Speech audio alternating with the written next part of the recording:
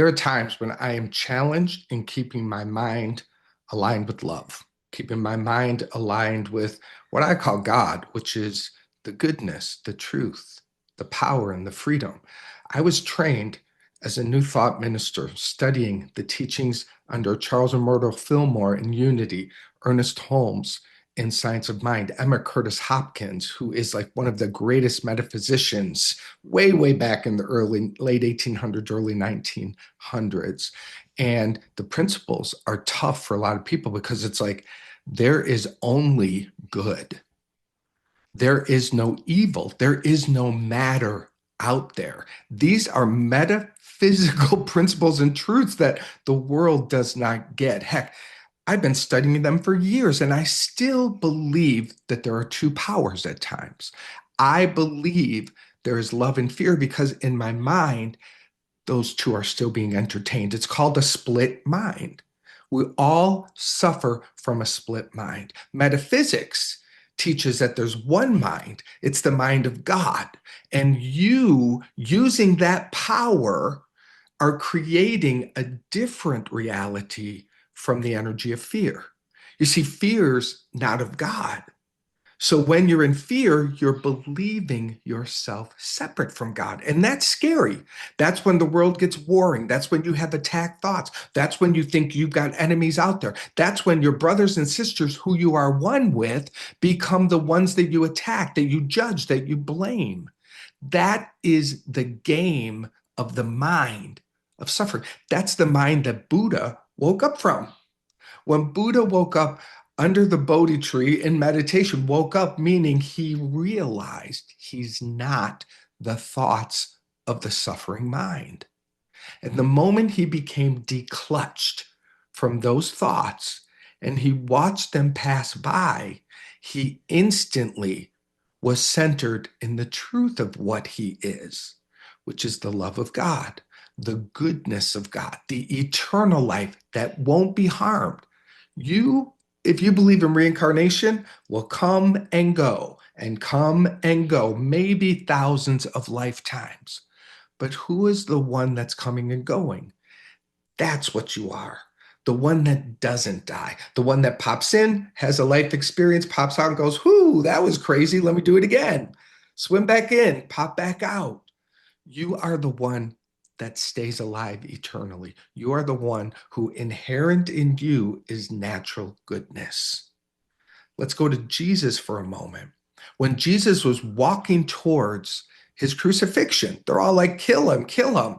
He wasn't afraid because he was so in aligned with the God of his being, so knowing who and what he is and all that he is, that he was like, look, you all, take this body. It's not me. Go ahead. I'll make a new one in 3 days. You can't get me. That's why he was able to be love. That's why he was able to say about his persecutors, Father, forgive them. They don't even know what they're doing. They're asleep to their divinity. They don't realize that if they attack me, they're just increasing the attack thoughts in themselves. This is what the world's doing. We all are entertaining, sometimes a lot and sometimes a little, the belief in two powers. Or some ministers and metaphysical teachers would be like, well, there's one power and it's all God. Well, metaphysics doesn't teach that. Metaphysics says there is no evil. It's not real.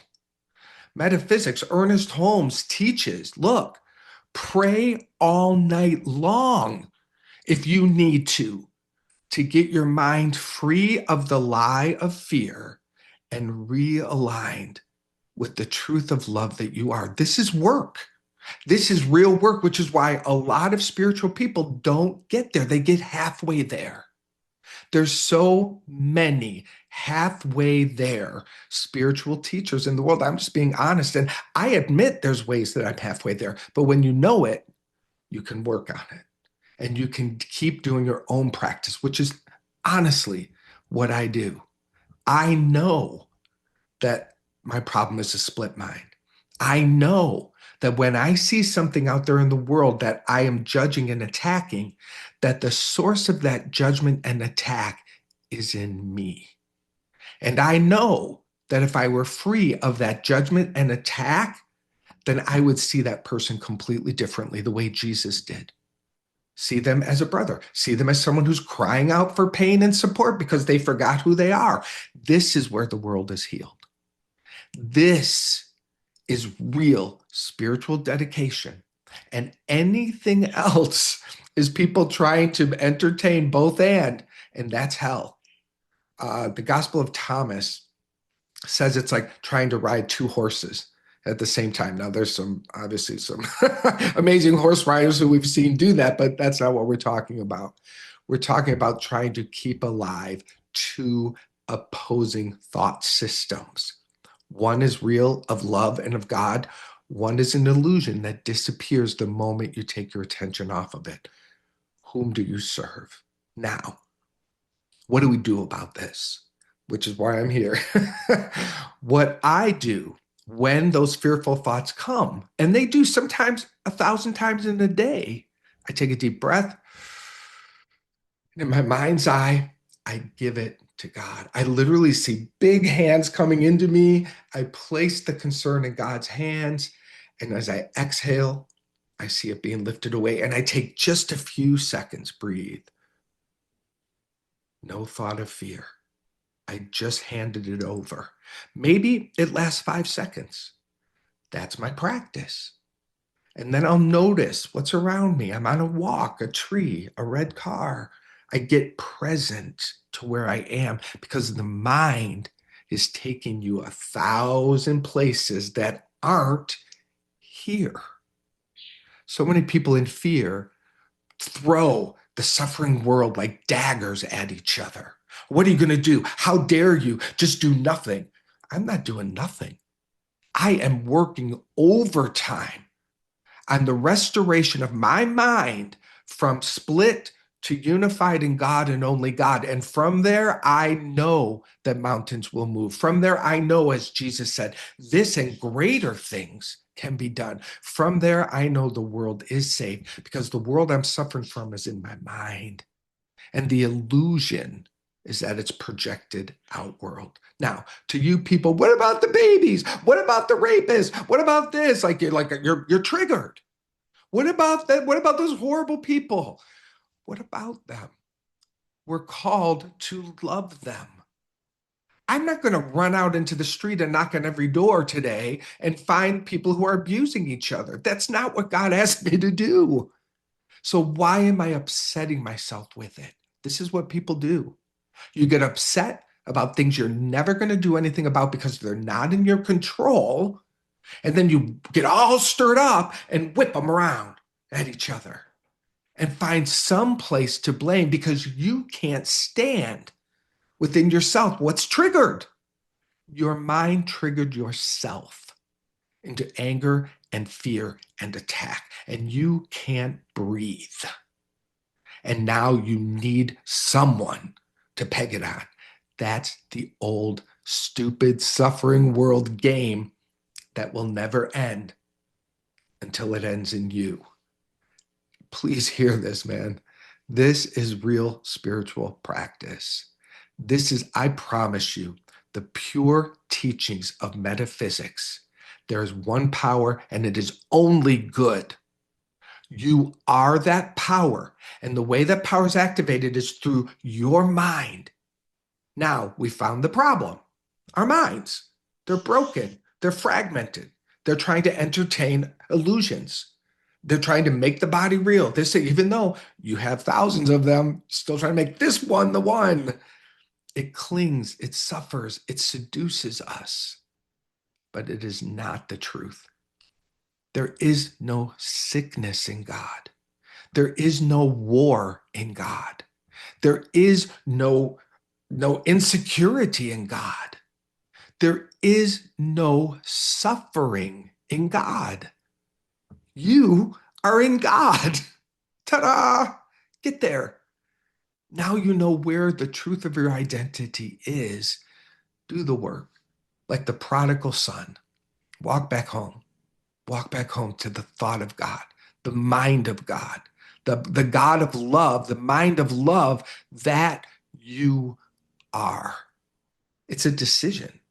I am that and only that. That's true. I decide that's true, and then I live into that truth. And I use that truth to bring me back 1,000 times a day.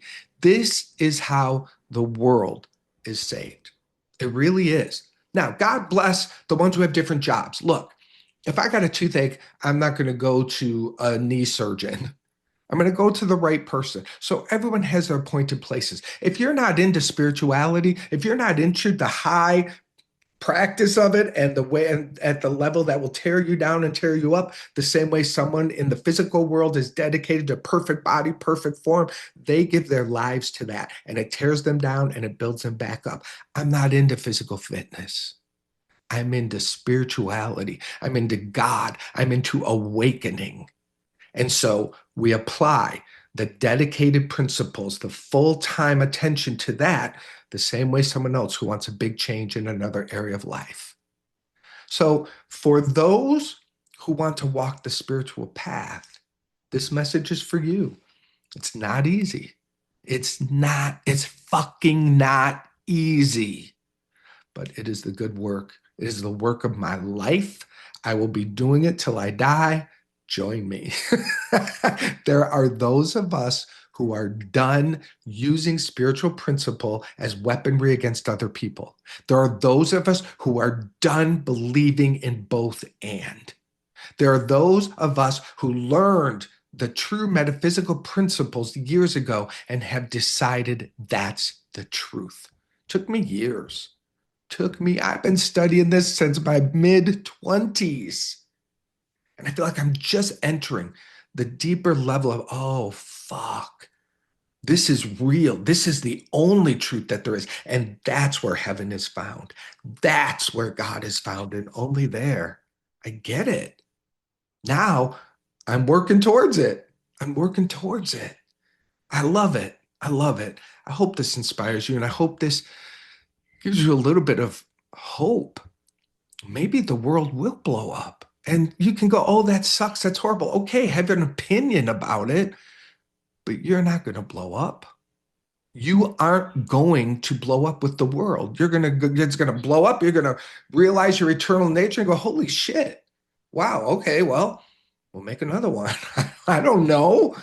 But what you will do is you will discover you are the eternal life that is safe and secure in God, cannot be destroyed, never will be, blow up 1,000 planets. I hope we don't.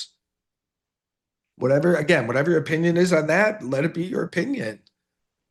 But if the world blows up, you won't. Now, that doesn't, oh God, I can hear the naysayers. I hear the voice. So am I just supposed to sit on my couch and do nothing? Well, I don't know. Ask the love of God in you if that's what you're to do. And anchored in love, if love says, sit on your couch and just breathe, then that's perfect. That's not been my experience. My experience is when I anchor in love, it moves me. And I want to help other people. And I want to bless other people while I'm walking down the street, because that's real. Because I'm not just walking down the street doing nothing.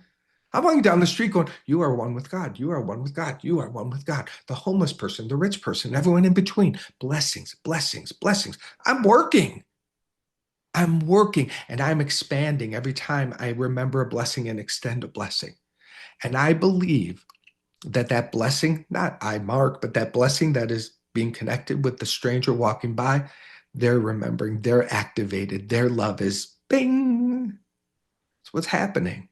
Oh, there's great work in the world when you dedicate yourself to your spiritual practice, to being the spiritual truth, and to refusing to settle for anything less. And let me know what you think about this. Peace and love. Peace and love.